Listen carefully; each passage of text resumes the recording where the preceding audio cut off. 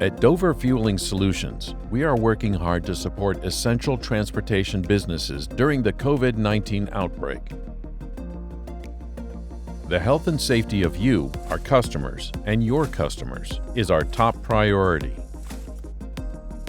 It is important to practice thorough, regular cleaning of your site equipment to minimize the risk of the virus spreading, especially after use.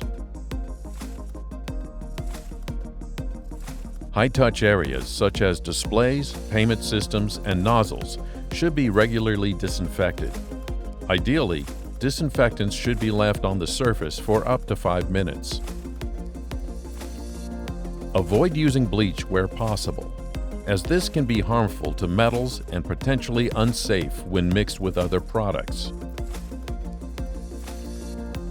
Remember, always consult the operations manual and manufacturer's instructions before cleaning.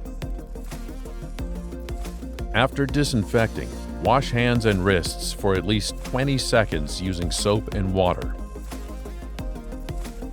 If possible, put up signage advising customers to minimize contact with site equipment and encourage hand sanitization before and after use. In store, make sure social distancing measures are in place, payment terminals are regularly cleaned, and encourage contactless payment where possible.